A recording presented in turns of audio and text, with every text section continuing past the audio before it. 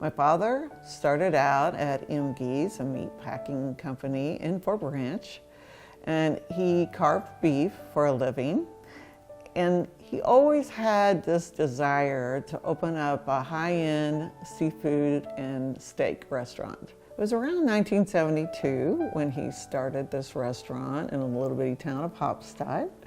And it was extremely risky. So Dad went all in and made it a successful business. My mom went back to school many times to get her nurse practitioner's license, and she was one of the first nurse practitioners in the state of Indiana.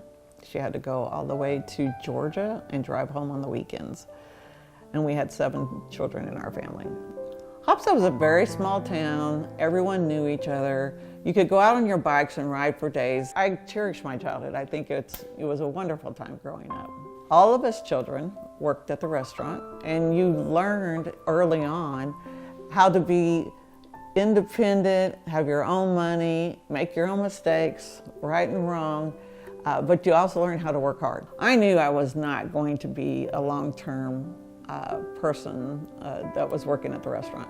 I was really interested in chemistry and math, and I wanted to be a chemist. So I started going to school at the University of Evansville for chemistry. And then at that time, I actually got on at Mead Johnson. Leah's 17-year career at Mead Johnson fostered her curiosity and love of learning by providing her with opportunities to explore and grow multiple aspects of advanced engineering. I decided after 17 years at Bristol-Myers to take the leap and start all over at Toyota. And this was an entry-level job. I took a $20,000 cut in pay to start as a maintenance team leader in the body weld shop. And this was something I knew nothing about. I had never welded before in my life.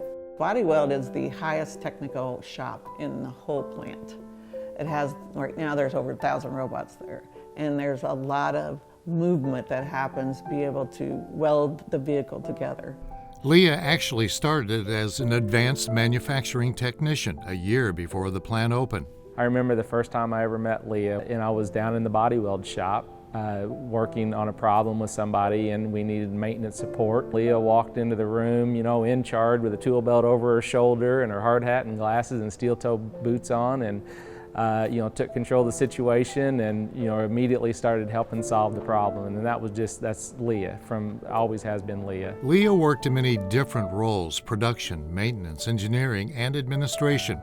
She had the opportunity to go to Japan to train and benchmark at multiple plants all around the world. After becoming vice president of operations at Toyota of Indiana, her boss came to her and asked her if she would like to go to West Virginia, where they make engines and transmissions. I decided at that point it was a great opportunity. Years after I was there the 3 years. So then I had an opportunity to come back to Toyota, Indiana as the president, which I was very thrilled about. When we heard the announcement that Leah was coming back as our president of our plant, we were all so excited. I mean, this is somebody who we grew up with together. We learned the roles of a group leader, manager, senior manager, all of those things together. We had been in the trenches, figuring out how to solve problems, always going after that improvement idea, and it was so refreshing to get Leah back. We knew that we were going to be under just great leadership. She has really taken us to the next level. She's on the shop floor, people approach her, talk to her, interact with her. So she's the same Leah that she was when I first met her 26 years ago. When I came back, I was not afraid at all. I had to really prove myself all over again. And I needed to really just on a daily basis prove that I was capable of doing the job.